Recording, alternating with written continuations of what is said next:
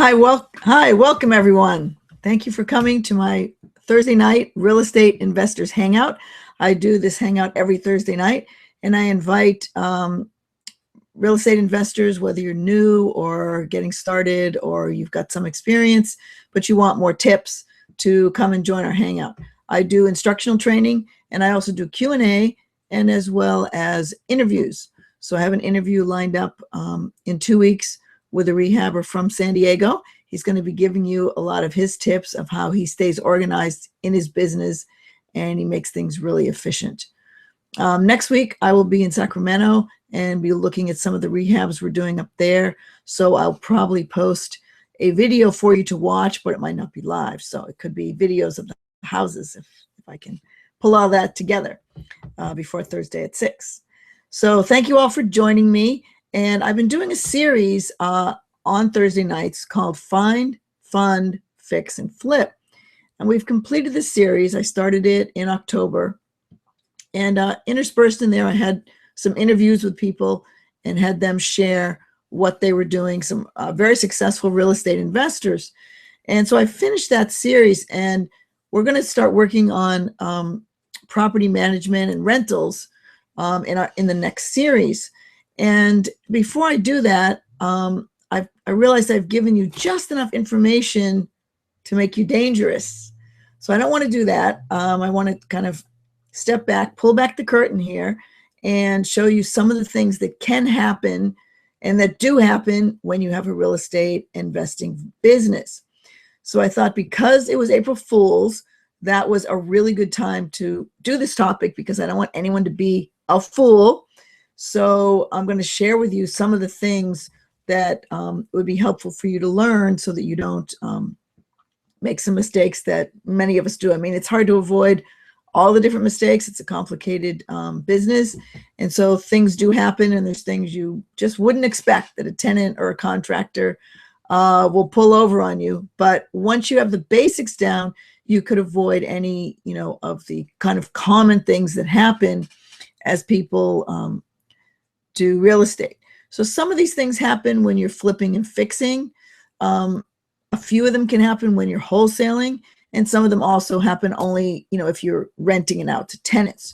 So I've kind of mixed all those things together, because contractors, you deal with them when you have a rental as well as when you're flipping, and you're always dealing with contracts, in other words, the documents. So I wanted to cover a lot of those things. So what I did tonight was put together 10 ways that you can be fooled in real estate. So I made a list, and it's behind me. I'm going to go through some details on that, and hopefully show you some picture that's related to each one. And those pictures kind of jog my mind about the story that goes with it, and it gives you something to look at besides my mug. So with that, let's get started. Oh, if any of you would like, I do have a an ebook to share with you. So I'll tell you how to get that. You can go to wisewealthuniversity.com/PV lending. PV lending. So it's wisewealthuniversity.com/PV lending. And I'll put the my hangout up there. If you want to subscribe to the hangouts, you go to wisewealthuniversity.com/hangouts, and you'll get an email reminder each week about the hangouts. So you go to the same website and go /PV lending, and you can get a free ebook about private lending. And you can also, let me see if I can get it up here. You can also follow me on Twitter. We do frequent announcements and tips on Twitter. On Twitter, I'm the Pink Professor. So that's how you can find me. I'm going to screen share that website for you if I have the PV lending one. So hold on, so that you could possibly get, I'd like to give you a chance to get the website.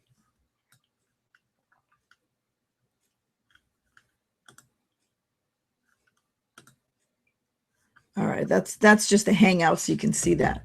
Let me find the website for you.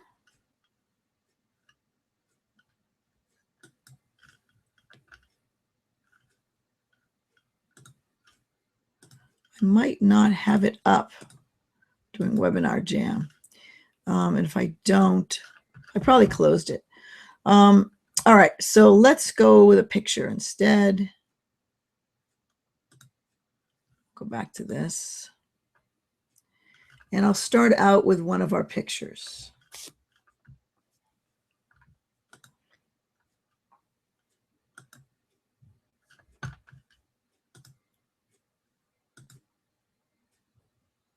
All right, I got to reload the picture here. So the first thing I'm going to do is talk about understanding value.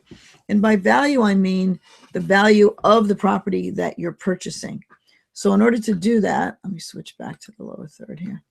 In order to do that, you need to understand your comps. You need to understand what the property's worth. But more than that, you need to do an analysis of that as a rental property and consider all the costs involved with acquiring it, not just what the property's worth, but what it's going to cost you to buy it and hold it. And so I don't want people to forget about capital expenditures, because things do happen that you have to repair: roofs, driveways, pipes bursting. I know we had a pipe burst at a house, and that wasn't covered by insurance because it's not in the property. So it's very important that you understand the capital expenditures that can come with that. And of course, roofs and driveways aren't necessarily covered by insurance because, you know, they're just degrading over time. So I'll give you kind of an example of that and what can happen. Screen share my pictures here.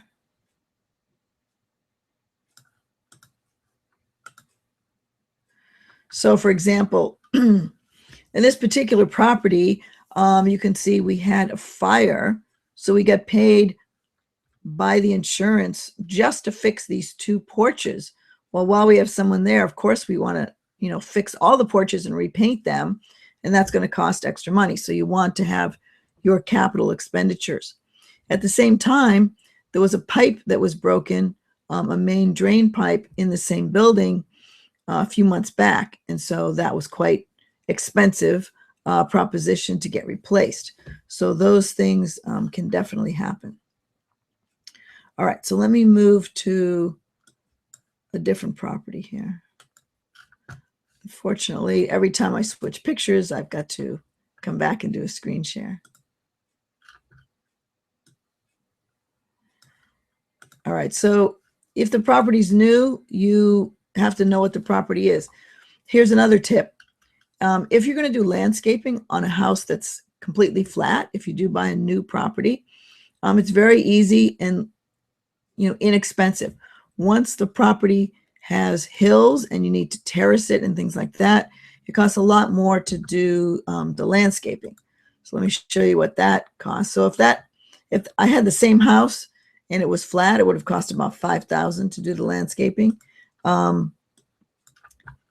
And the fact that it had hills and I had to do some terracing cost quite a bit more. So, and usually in general, you can think that people spend about 1% of the value of the property to do the landscaping, 1 to 5% of what you're spending. So some people go up to 10%, and that's pretty much what it cost on this one. Because of the terracing and the hill. So it cost a lot more than I wanted it to.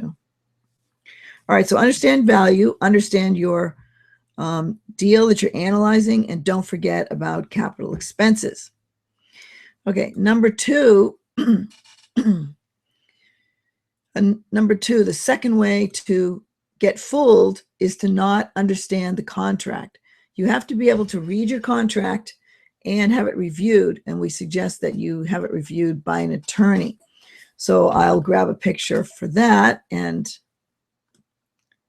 talk about one or two properties that, you know, I wish I had contracts for. All right, so this is a 9-unit apartment building that I used to own, and I bought it along with some other apartment buildings in the area. So I bought 44 units all at the same time.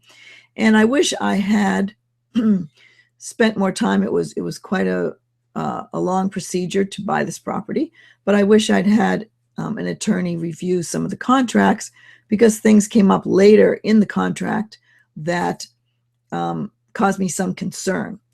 So if you're doing a normal real estate contract and it's coming from the Department of Real Estate in your area, that's not too bad because that's usually governed by the state. Once you go into a commercial or you're doing a deal straight with an owner, you often have a different kind of contract. It's handwritten, it can be a Word document, and there's a lot of clauses that an experienced seller could put in the contract that might cause you some difficulty. So, and I wish, like I said, I wish I could switch pictures, but it only lets me do one at a time.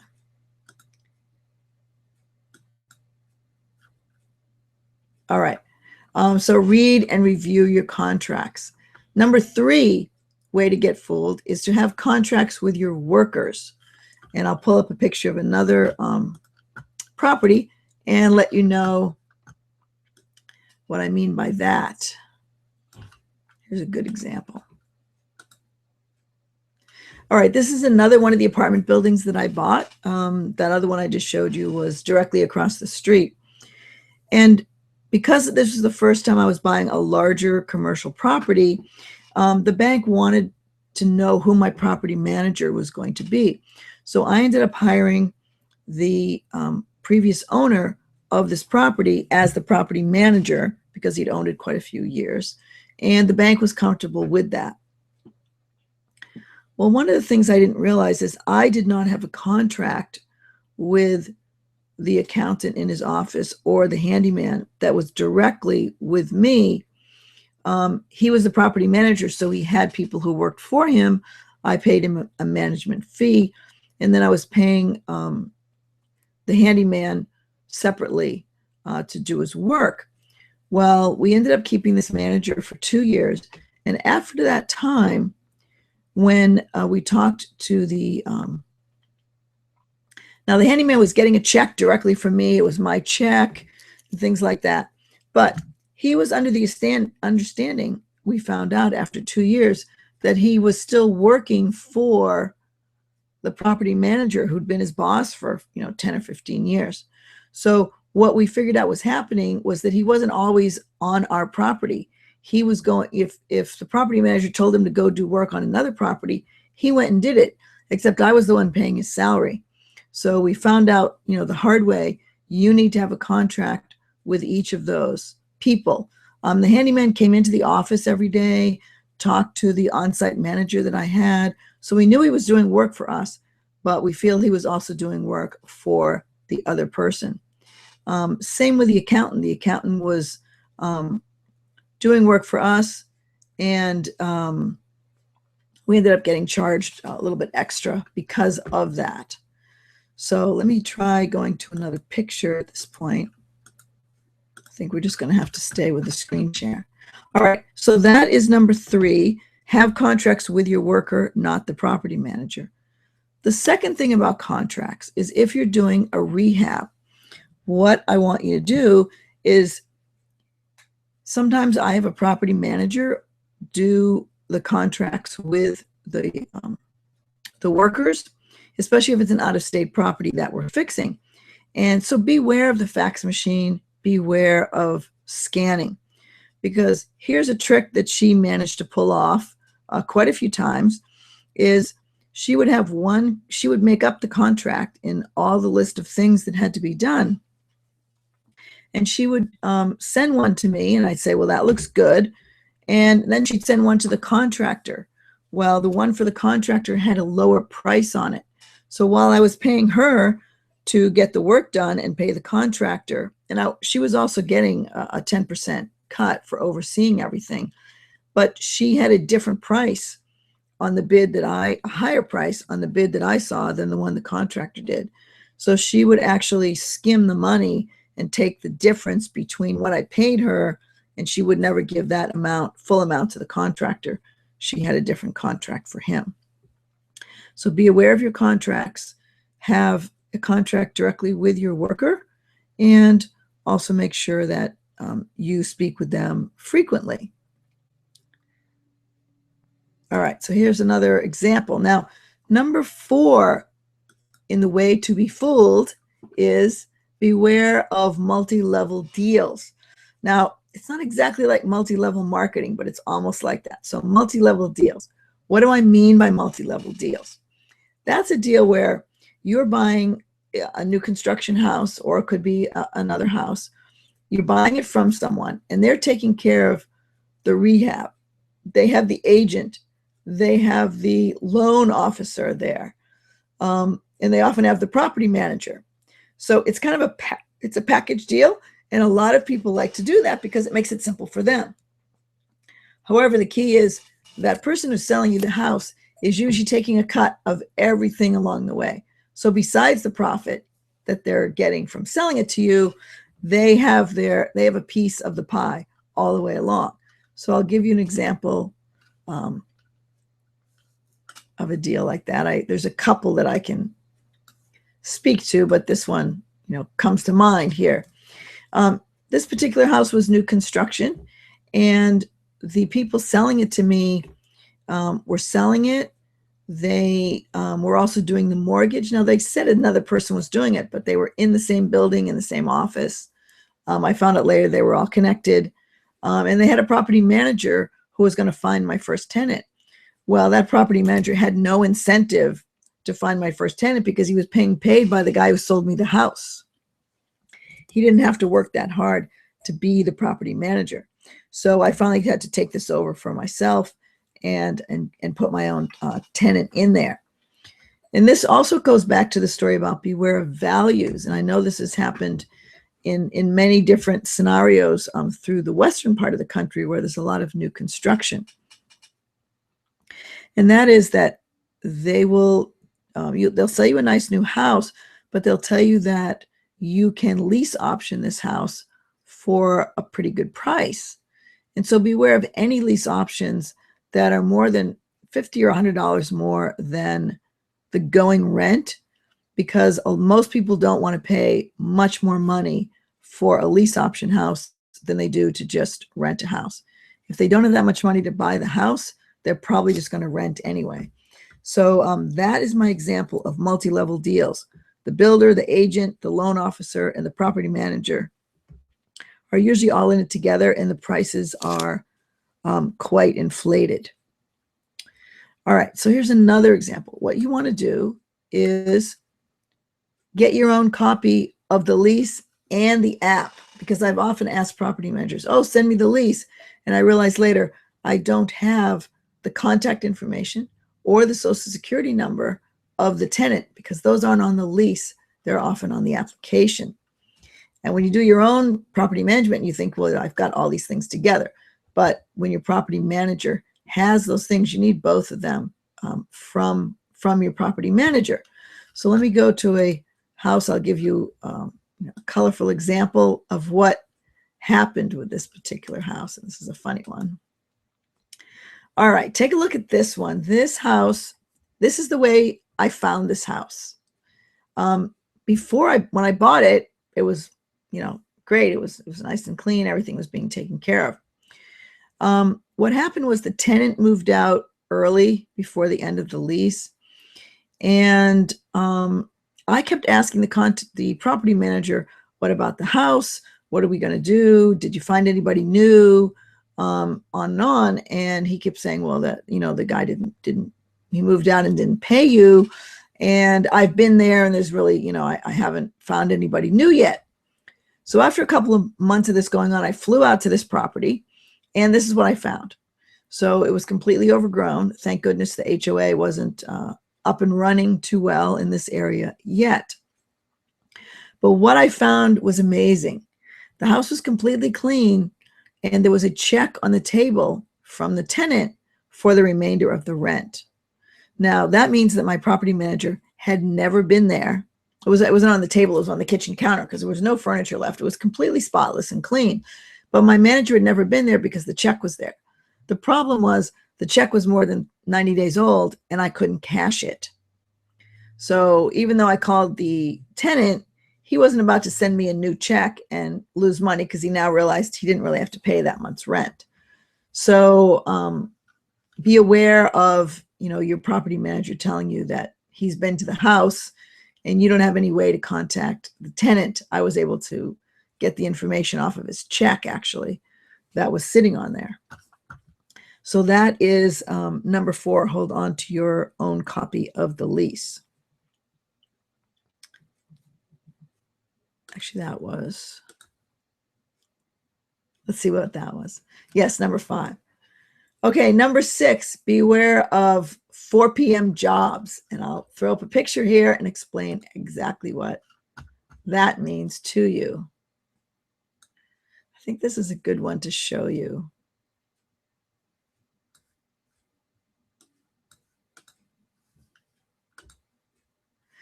All right, so this is a basement in the 6-plex that I own. And we were about to start painting this basement. We'd already rented the sprayer and everything. And we found out that there was a leak and it was coming down from the 2nd story, not even the 1st story, into this basement, which meant we couldn't start painting the floor because it was damp concrete. And so what we found was that there was a rubber gasket, which is in the overflow of every single tub you've ever been in. And that gasket had not been put in place. And the gaskets cost about $2. It's just a rubber gasket. And this has happened, not that exact item has not happened to me before. And I didn't hire these guys. That this work was done way before I bought the property. But the moral of the story is that often when contractors are doing a job at 4 o'clock, they leave, and the next day they'll tell you they're finished. But there's often some unfinished part of that job that they just don't want to go back to. They don't want to go to Home Depot and get a part. They've left a piece unfinished, and I've seen this many times in other jobs. And you really have to call them on that and check the work. So any job that they're kind of completing at the end of the day and they're in a rush can really affect your business going forward. So beware of any jobs completed 4 or 5 p.m., check the next morning and see what was left undone.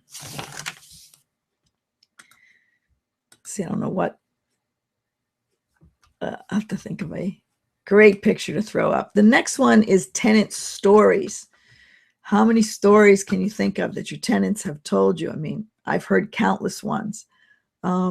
This is a pretty good, this is a pretty good picture here.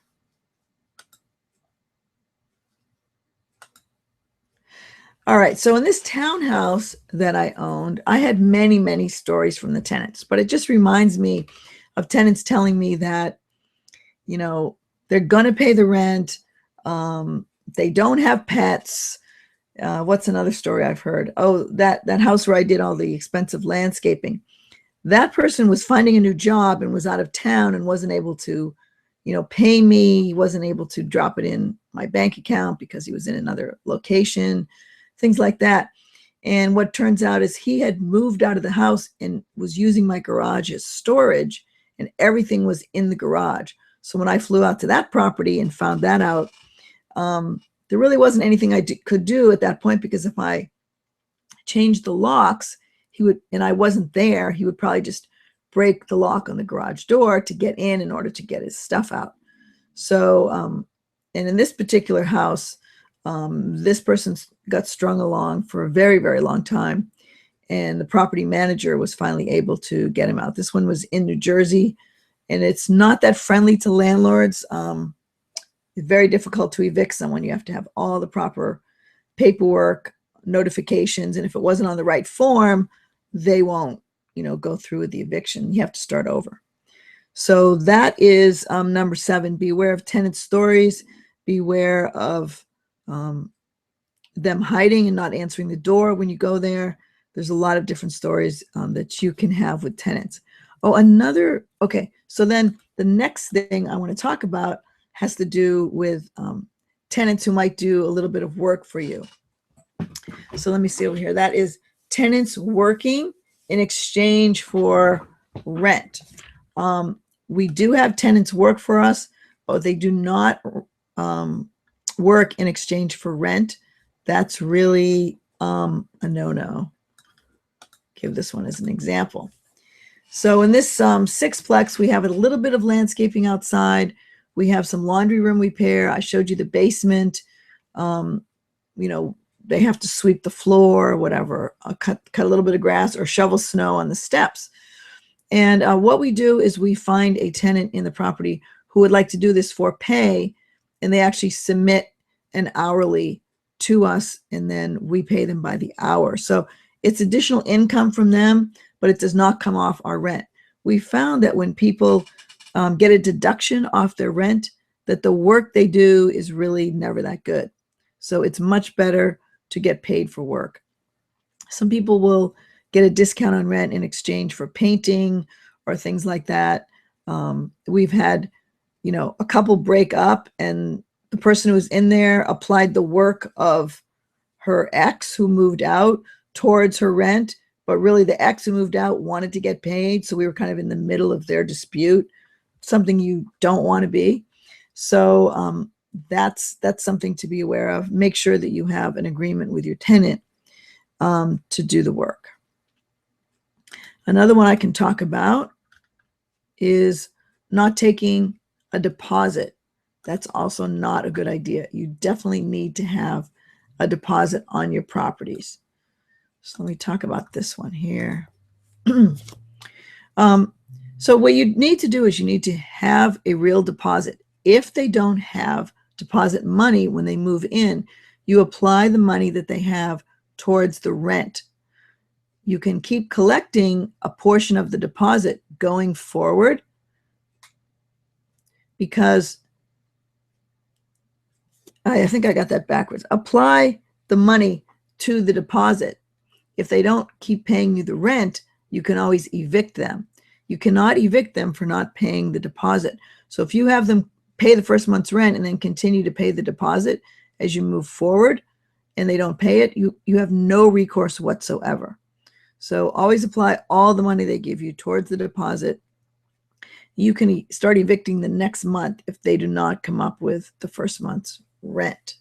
So never rent to someone without taking a deposit. Okay, and I think I mentioned that it also applies to this house, but I'll come up with another picture for you just to make it entertaining. Here's another one. It just reminded me again of, I had the same property manager for a couple of those houses that I just showed you, these older houses in the Midwest. And that particular manager is the one who was always paying the contractor less than I paid her to get the work done. So that was always, you know, we found out later when we talked to the contractors that they hadn't been paid the full amount that I thought I was paying for the job. So the moral to that story is not cutting or letting go of your manager sooner. Okay. You hear a lot of stories. You want to believe the best and you want to give them a break, but it's your business in the end. So if you're having problems with a property manager and things just aren't going the way you would expect them to, it's best to cut your ties and move on and get a different manager.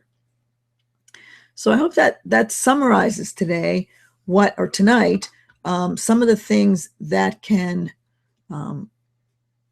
cause you to lose money as a real estate investor. That's not why you got in the business.